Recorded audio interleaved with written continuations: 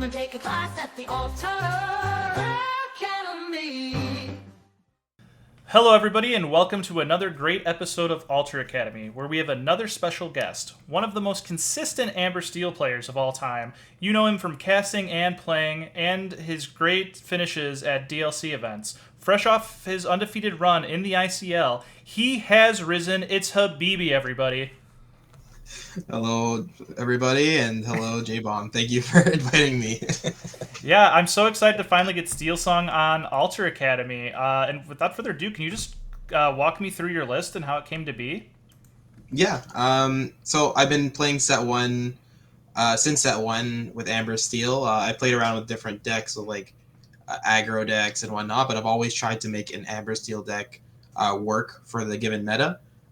Thankfully, Ravensburger has been pretty gracious with giving us good cards most of the time, so it hasn't been a challenge, and this is the newest iteration of my Amber Steel build, particularly taking advantage of the new cards like Rhino and maximizing on cards like Naveen, Bianca that we had in prior sets, but trying to sort of forge them to take advantage of the advantages that we get with Rhino. Gotcha. And could you share with me why you're on one Bare Necessities and one World's Greatest Criminal Mind? Yeah, so Amber Steel in general has been a deck that is very responsive in the way that it plays. It is like similar to most control decks in most card games. You kind of have to have an understanding of the field that you're in and where you're walking into to sort of make an Amber Steel deck like really, really well made. World's Greatest is amazing in decks. If you're walking into a field with lots of red-blue, it helps you kill those crabs, those sharks. It's amazing into red decks. Even the little Sisu is a great target. Takes out Plutos. Bare Necessities is very good in a meta where like you're uncertain. I call it the anxiety card because when you're unsure what your opponent is playing, unsure what they're going to do next, you rip a Bare Necessities and you can gain information. We know how great information is with decks like Green Steel. And how valuable that is in card games, but most importantly, allows us to remove a non-character card. And right now, in a meta where there's lots of levers out there, there's lots of Steel Song and removal, this can actually target and sort of punish people for being greedy with like BTH and like crazy removal starting hand mulligans and lines. So being able to cast that on turn two can disrupt a lot of decks and hands, and it's a tech choice. This entire deck, like including Sonic Singer, it is another tech choice, helps us in the steel matchups. Usually the beginning of a set, the more competitive decks are usually steel because everyone's getting creative, everyone's getting excited, wants to try their cool combos, and then the Amber Steel deck rolls around and just punishes all the creativity. And that's what Amber Steel is known to do, right? It just takes out all the tier 2, tier 3 decks, just like that. So Aerial Song Singer gives us another way to sort of let those songs get us like one step further. The rest of the deck is sort of revolving around this idea of wanting to Rhino shift or play a threat on turn one, being Cinderella or a Rhino. A threat being literally being able to sing as soon as turn two with either of those one drops. Gives your opponent like a weird situation where they don't want to play a one drop. Now you're automatically in the lead, and you can sort of catch up if you're not in the lead and you miss those one drop, or running 8 we could miss with cards like Naveen that allow us to, particularly post wheels when we're playing the mirror, play and regain tempo. But even when we have the advantage, be able to play lines like Rhino shift into any of our amazing 3 drops, into Naveen wheel to refill and replenish. So a lot of really cool lines. Naveen being at 4 is sort of fixes a lot of the problems that you would have with playing Rhino. Rhino could be seen as a tech choice for a lot of Amber Steel players, but I currently love Whole New World. You get one more set with it. And Hamster Wheel, thank you JDZ, is a great name. So you gotta put respect on the wheel for one last set. Oh yeah, Hamster Wheel is such a great name, and if you haven't seen that JDZ video of him announcing the Hamster Wheel card, go check it out because it's fantastic. There you go. Yeah, looking forward to talking about some mulligans and talking about like how we can interact with different lines and different decks. Yeah, great segue. Let's get into the alteration simulation and start as we always do on the play blind. Gotcha. So on the play blind, we're in it. This is like where you have to kind of like look at the meta that we're currently in, make a little bit of assumption of what we expect to see. Although we want to like to keep options. So situations like this where I have access to Troubadour and Smee are really great. I can ink one of them in the worst case scenario. I don't really want to be seeing lots of Troubadours in my late game anyways, into most decks. So the opportunity to have both of these makes both of these cards hard keeps for me. Having 2 copies of Rapunzel, I think is a little bit overkill. I would pitch away a Rapunzel copy here. Send away a Strength. I know it sounds crazy, but I don't like to keep songs in my starting hand in the blind. When you're sending away cards in Steel Song, you're gonna draw more. And we have access to Aerial. I rather find something and use it than keep it in my hand and give an opportunity for an Ursula to thrive. Strength is a card where like I might keep in a situation where we had more uninkables here, but I'm a little bit comfortable with the starting mulligan. It's pretty good. I will send away the Naveen. We're running 4 copies. The goal with Naveen is to find it post wheel or to draw into it. It's never really to keep it in our starting hands. A lot of Amber Steel players hate this deck because, as everyone says, it dies to itself. So I'm trying to mitigate as much as possible the die to my own deck aspect of it and make it so I have access to at least an ink to start and some level of a game plan with a 1-drop, a 2-drop that's good into any deck that I'm potentially playing into, and an opportunity to draw with Rapunzel if we don't get any other better cards. We're running 12 or 11 3-drops depending on your variation, so you're going to probably see a 3-drop. So that's my mulligan. All right, let's see what we alter here. Okay. So you don't get a 3-drop every time apparently, but as we said with sending away the Strength, you're gonna find more songs. Yep. Here you have an interesting choice. I'd say like my approach to in the blind, depending on what they ink and play, will probably be play Cinderella unless I see like signs of a Chernobog deck where Rhino and the potential to have the opportunity to shift the Rhino is very, very impressive and very, very helpful.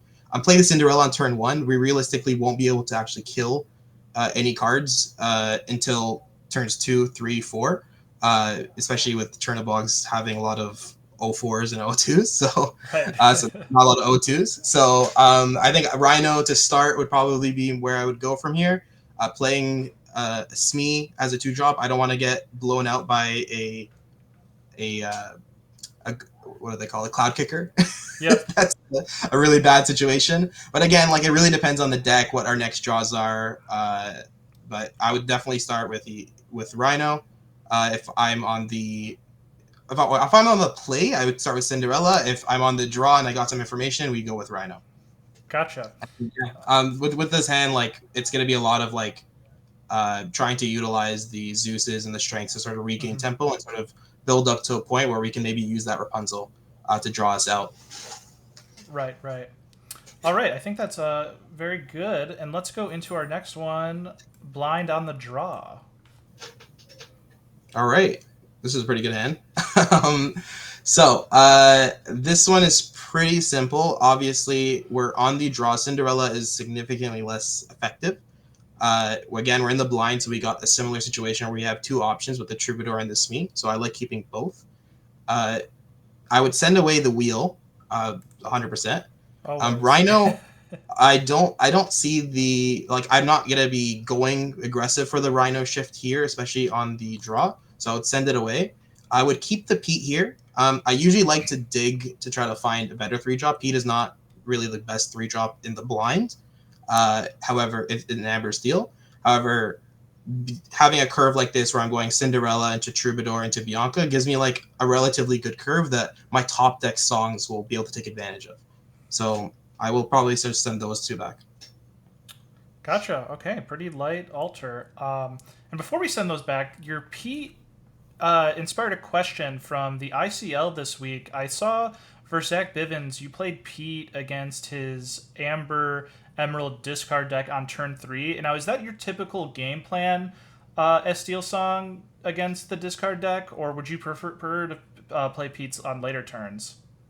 Yeah, like with the discard deck in general, particularly if we're talking about the game 2s, a lot of the times playing the Pete's is sort of delaying their discard strategy as much as possible, so that I can fill up and get an opportunity to like get a Naveen, get a Bianca, get something that can actually stick on board and have impact. a lot of the times, like if they just discard like 1 or 2 cards from my hand before I have an opportunity to set up a singer and like potentially play an aerial to take advantage of the song I grab, it's not going to go great.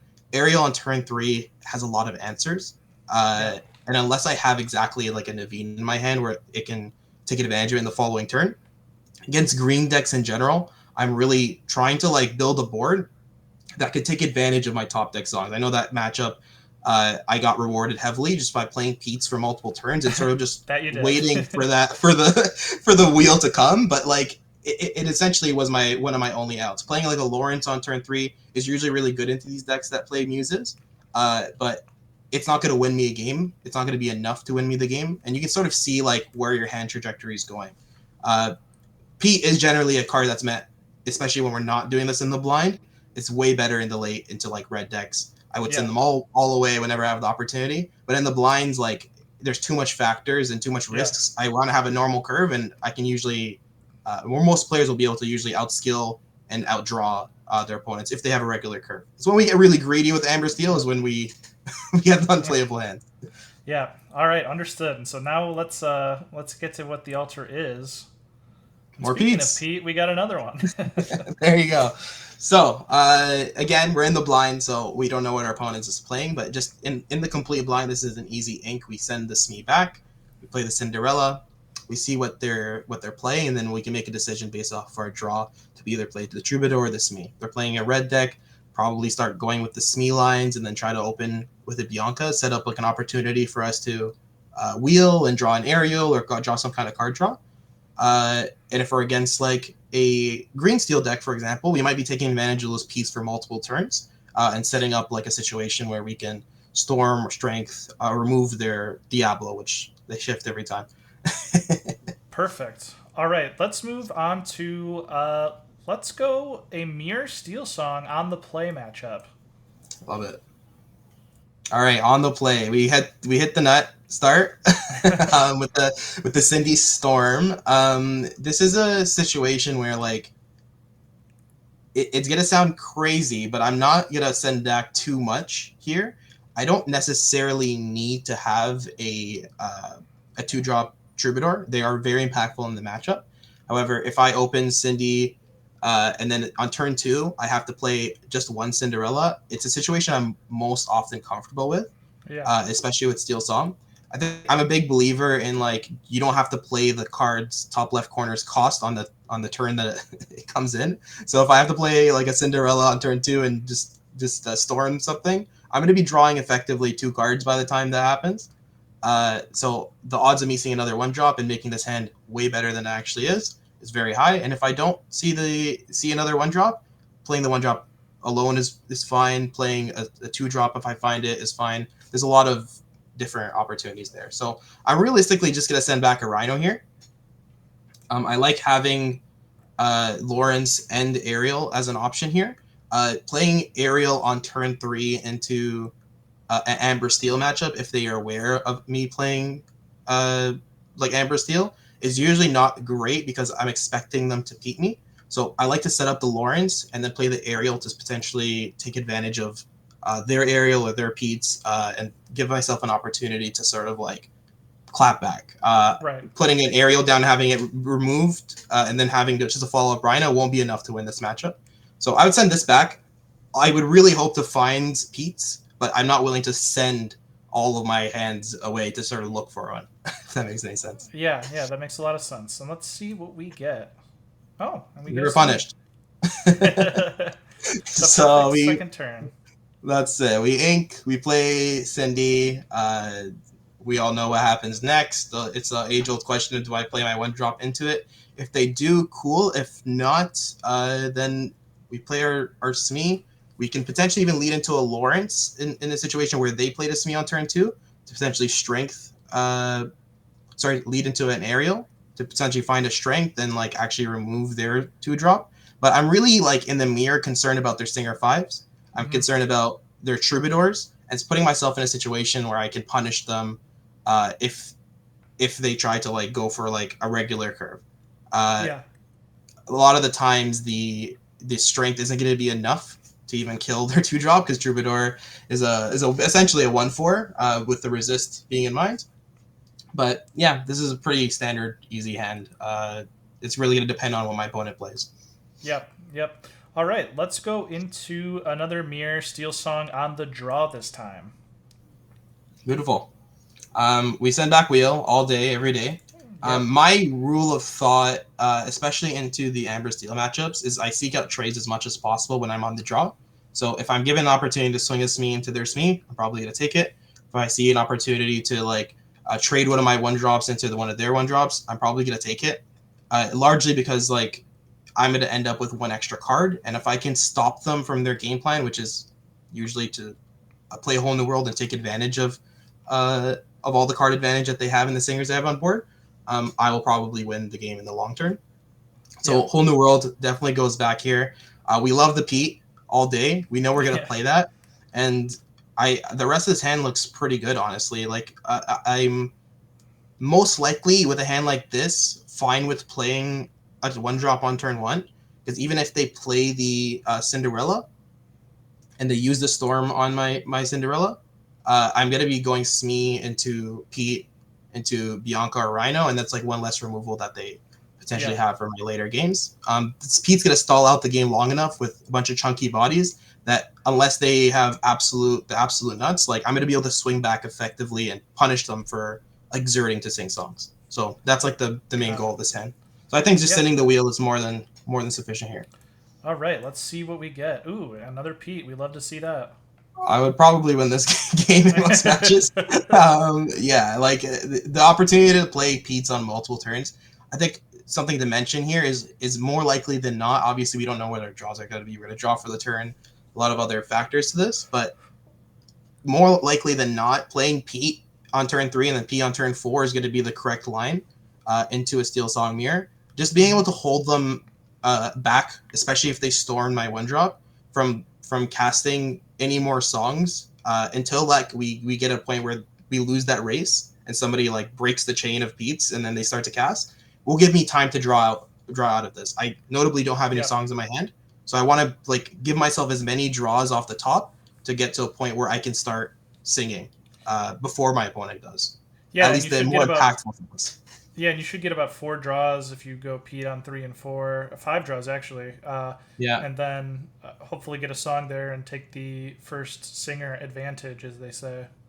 Exactly. Take the first singer advantage. The same idea with beat preps. Whoever beat preps first tends to lose. Whoever Pete's last tends to win. And at the end of the day, I want to be able to play the Pete and then take advantage of it. But the important thing to note, too, is I don't even necessarily need to find a song. I need to find a song or an aerial that's over 22 cards in the deck, right? So the odds of me not seeing one of my next 22 songs to take advantage of the board state that they've built up to that point is very, very low. So I like the idea of delaying the game until I can take advantage of it. All right, let's go into one of the top decks, I believe, of the Set 8 format is Emerald Steel. So let's do Emerald Steel on the play. Emerald Steel on the play. Okay. So my usual rule of thumb on the play is we have to remember how many 1-drops Emerald Steel runs. They run Diablo. The odds of them, it's usually Diablo, maybe 1 or 2 Mulans in Emerald Steel. So the odds of me finding a Cinderella that will be able to take advantage of sing these songs, and then them also finding the 1-drop in their deck and then playing it into my 1-drop and not playing Ursula on turn 2 is quite low. Realistically. So I send back my songs as much as possible into Emerald Steel unless I have a very strong definitive plan with a Cinderella and maybe 2 Storms. That's where I'll be okay, maybe it's worth letting them take 1 with Ursula because I'll get an opportunity to sing Storm and take out their 1-drop if they go for the Diablo Shift line, which is essentially one of the more concerning things that they can do against us. So I send back the songs there. We send back the Naveen. That's going to be a standard thing that I do into I'd say most mulligans. Yeah. And then Pete's are amazing in this matchup. Lawrence's are great in this matchup. It's going to, again, fall into this situation where I'm making my opponent not be able to do anything, especially these steel decks. It's going to be a common denominator. Making your opponent not allowed to do anything until until you get an opportunity to like swing the entire game and win the match. Amber Steel is not won on turn 1. It's not won on turn 2. It's not won on turn 3. Amber Steel matches, or when you win with Amber Steel, it's usually done on one turn. It's one big swing that happens that you set up for. So Peats allow us to have opportunity to delay to set up for that turn. I would arguably keep the Lawrence here because we are sending 3 cards back. One of them, 2 of them are uninkable, but like I'm perfectly fine with inking this Lawrence in case like I don't want to get put in a situation where you have to ink these Peats basically. Yeah. I want to play SME on turn 2. I might not find a 1-drop here, but if I go Pete into Pete, my chances are high. I don't want to like make my odds of that go down. So that's what would be my mulligan for this matchup. All right, let's see what we get with our altar. All right, we found the song anyways. I love it. It happens every time. It sure does. This is a pretty notable thing. This World's Greatest Criminal Mind is extremely useful for us against their Pete shifts, which are very impactful for them. That being said, keeping it is quite greedy. Yeah. they're likely gonna play Ursula on turn 2. I have to assume that's gonna be a factor. And being able to ink it on turn 1 just gives them, if it's actually meaningful and dangerous to them, they're gonna remove it from your hand. So I would ink that on turn 1, go ahead and pass, and then go from there and go. Yeah, go there's like a 95% chance they're gonna see that World's Criminal Mind before they ever play the Pete anyway. So that's I'm with you. Always ink that turn 1. They're not gonna only see it if it's actually like matters to them. They'll just let you keep it and they'll get rid of this. If it actually matters to them, they'll get rid of it, and if it doesn't, they're gonna get rid of the storm. So it's not gonna do anything for you. Right. So yeah, I would ink that, and then we see where we go from there. But the game plan is to play the Peats, and we have a wonderful opportunity now with the aerial to be able to play aerial and then take advantage of these Peats that have been sitting there and actually sing something to hopefully uptrade in this matchup. All right, let's go into Emerald Steel on the draw now. Whoa. Hamster Ball. Hamster Ball. So, funny enough, this matchup, like, Rhino Shift is amazing. It is very difficult for them to interact and deal with, especially if I can curve out and play, like, a nice 3-drop. Like, sending Wheel back here, I would almost, if these were all 1-drops, I would almost be okay with, like, keeping all of them. But I want to sort of find at least a Lawrence, at least one more higher curve card. I like keeping these 1-drops as, like, ink fodder. So I would maybe send back 1 Rhino. And then I can pitch the rest. If in a world where they shift Diablo and blow up my 1-drop Rhino, I could go the double, like the Rhino and the Cindy the following turn on turn 2. I could play Troubadour. I still have some kind of curve and game plan, but this matchup, especially if we're talking about Green Steel Muses decks and not just like the mid-range decks that play Morph and a lot of shifts, I want to keep as many of these like higher toughness bodies as possible. So these 1-drops and flooding 1-drops usually isn't enough to win the game. I need to like find cards that actually have higher attack, like Lawrence, like more Rhinos, stuff like that. So I'd send back those 2. All right, let's see what we get. All right. So we are given the opportunity to get another song as usual. I would definitely go with the Rhino shift here. I would ink the Cinderella. We would play Rhino. If it gets shot down, we're gonna probably go into the Troubadour line and then fall back to the aerial curve. Got it. Okay, let's move to Emerald Amethyst on the play. And we'll say it's Emerald Amethyst Tempo. That's very, There's a lot of even Amber Steel. There's the BTH deck. There's the Habibi song builds. There's various aggro builds on Amber Steel. So the matchups are very different and how we kind of want to mulligan. But if we're talking about green, purple, Tempo, I would say... Channel Artifacts. I like... Channel Artifacts. I would definitely keep the aerials. They're going to obviously be extremely helpful. I have like a limit where I don't like to go like 3-4 aerials, like unless like I have like a really solid 1-drop, 2-drop into a lot of these matchups. I want to, at the end of the day, present bodies that I can eventually turn with. I'm gonna pitch the wheel, the Naveen, the Zeus. Yeah, I was ahead of you on your lessons from the earlier ones. Yeah, like the wheel, we're never keeping it. That's like a standard rule of thumb. The Naveen are never keeping it. You're gonna find them. Like I always do this with people where they're like, just keep the wheel. You're into red purple. I'm like, no, you're gonna I'm gonna break 100%. Yeah. We pitched the Zeus. We're against an Emerald deck. I'm not giving something I'm not gonna be able to cast until turn 4 in my hand. Generally speaking,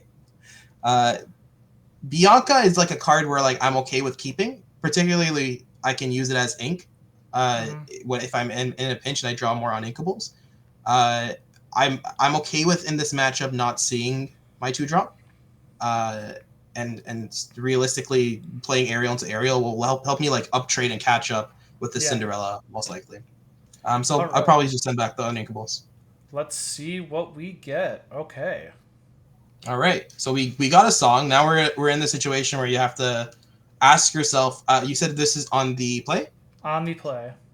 Gotcha. So I would ink Rhino here, play a Cinderella, and then basically pass turn. If they play a 1-drop, cool. If not, I'm most likely going to ink the Strength. I'm not going to take the risk in this can to like have it taken away because I have the opportunity with Aerials to potentially draw into more songs and more removal. And the Strength won't be useful in this matchup for like removing things as much as like tempoing out and having ink and cards to play on each turn. There's an argument to even like potentially ink the Bianca and play the Rhino on for turn 4, but I want to have some kind of singer that's not going to be kicked back by Cloud Kickers. So having an opportunity to have a singer that's going to stick and be a nice chunky body in case we were talking about it earlier in the call, but these Aerials very often can miss. I want to have like an alternate game plan where I have nice bodies that can trade into their board if we're in a trap. So Rhino, Bianca, great cards. We're going to be drawing a bunch from here to there, but I would say first ink would probably be one of those two. Yeah, and to the viewers at home, what Habibi was talking about here was before we actually started recording Ultra Academy today, I was talking about how I really don't play a lot of Amber decks because I just hate aerial whiffing and missing, and so like I'm a pretty stoic, happy-go-lucky player, and then for some reason the devil comes out of me when aerial misses. So 100%. Okay, so we're kind of winding down on time, so we have time for one more, and let's switch it up and do Blurple on the draw. Blurple on the draw. All right. So Blurple in general, our game plan is to go wide, go aggressive as much as possible. They don't have a mass board clear. I know Whale is a big threat, but I think a lot of the times people will look at this Blurple matchup and get into this mindset of like, oh, if I just aggro out, I'll be fine. They have a lot of ways to control the board, and if you can't answer a bell, some people play it. A couple 1-drops if they're playing like their 1-drops in their build, or any of the early purple cards, you're going to be in a pretty sticky situation because you're going to be trapped in the situation where you can't quest, but they're ramping up to like Hades and these big threats. So we send back the wheel. We do it in almost every mulligan. We're going to be sending back this Aerial Sonic Singer and this Zeus. I will keep the Strength. It's going to give me an opportunity to take out a bell if I do see it early, especially if I see another 1-drop. And I'll keep the 1-drop Cindy, 1-drop Cindy, and Smee. Got it. The ideal situation here is I find another 1-drop and I can go 1-drop, 1-drop, 1-drop up trade and take out a bell if it's played. I want to have it as an option. Worst case scenario, it's ink and I get like a aggressive curve. All right, so let's see what we get. We did get the 1-drop. So it's beautiful. Yeah, I mean, at this point, the hand is pretty solid. We're going to try to play Cindy on turn 1. It could be greedy to go the double 1-drop considering we drew the Naveen. Yeah. So I would be more inclined to play Smee on turn 2 and inking one of these Rhinos, or rather the other Cindy, and then going for like the Strength play on turn 3 after we've played the Aerial.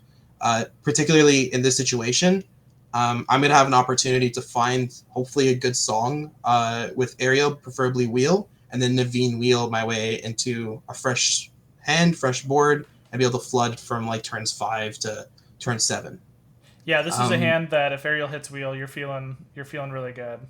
Yeah, But, and in between now and then, like I'm going to be drawing a couple cards as well. So storms can help me get there. Rapunzels can help me get there. We need to find a draw engine at the end of the day for Amber Steel to be functional, right? It has to be a storm. It has to be a Rapunzel. We have to see something to sort of cycle us into our fresh hand. If I usually say this, but like Amber Steel is one of the most fair decks if you never get to wheel, if you never get to draw with Rapunzel. So we set up a board at a situation, and then we just say YOLO. If that aerial whiffs, we probably will if JBaum's using it. We move on and we wait for the top deck. Sometimes you get them. Sometimes it gets Vivens. Yeah. Well said. Do you think Blurple has gotten better or worse since the addition of Monstro in set 8? I think it's gotten better in the matchup. It's definitely something we have to consider now when we're wheeling them aggressively. Prior, like there was almost no reason to not just flood, spam wheel, flood, spam wheel. Now, if most of your board is going to be exerted and you're passing the turn with them having 7 cards in hand and a Monstro, it is quite concerning that they can trade into our board. The problem with Amber Steel is like all of these bodies are 1/2s, 1/2s, Yeah. 2/3s, 3/3s. Monstro is going to clear your board. It's not an if. He's going to feed. It's how many things he kills, right? So it's just a matter of like, realistically, you have to put yourself in a board where you are aggressive, you quest out, and you have enough threats upright that they can't play Elsa and Monstro. That's a very expensive turn for them to do. So it's not. I think their matchup is improved. Monstro was part of it, but I think a big part of it as well is like a lot of our builds have gotten off cards like Robin Hood, which used to draw as cards when something swung and killed it, particularly purple cards. A lot of our builds are not running like they're not the non-shift lines, so like it depends which variation you're on. But it really comes down to like the type of Blurple player you're playing. Like if you're playing against a Lamps Blurple player, you're much more comfortable than if I'm playing against a Blurple player that is on like a more traditional list with Ramp and then Monstros and Hades and Elsa tech, Bell tech. Like there's a lot of like these interesting cards. But usually the game plan is control against most decks, purple decks, is control their early game while developing a large board, questing out. The difference is now post-wheel, everything that we quested out with is probably going to end up dead. But the benefit of that is they're going to be down to like 2-3 options in their hand to answer our cards because they're discarding every time they use the Monstro ability. So that it is kind of like a feels good that they have to now utilize 3-4 cards to answer all of the things that we played upright post-wheel. Got it. Has improved, but not like we're still favored. Like Cool. Okay. Well, let us go ahead and give you the floor to make any shout outs. Thank you for coming on the show. Yeah. Thank you for giving me the opportunity. It was always obviously fun. Shout outs to obviously Enter the Battlefield, my team. Great community, great store. We got wonderful players. Number 1 in ICL right now. Hopefully we can continue that streak and not scrub out round 1. Like the Leafs do. Yeah, undefeated right now, including exhibitions. But if Canadians know anything, and the Toronto and Ontario Canadians know anything, we know how to make playoffs and then lose round 1. So hopefully we don't replicate what the Toronto Maple Leafs do to us every year in the NHL. that being said, shout out to them. Shout out to yourself. I mean, I love the videos. Amazing like opportunity you're giving to a lot of players to like take a look at alters. It's one of the most difficult parts of Lorcana. I think Karsten said it best, but he thinks like majority of people haven't solved this game.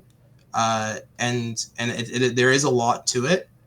So Mulligan is one of those things that it's like a science, like it's a math, it's like a feeling, and it's very difficult to get a hold of, even if you have like 10,000 reps on it. So appreciate the opportunity to sort of come on here and give people the help that they need. Awesome. And I really appreciate it. Steel Song has been one of the decks I somehow just missed in set 7, so I'm very, very happy to see it become one of the better decks or best decks in this early set 8 meta again, and to have you as one of the first guests of this set showcasing just how powerful this deck is. It's ridiculous. Not very. Yeah. Well, with that, everybody, this has been Alter Academy, and we will see you next week. Thank you.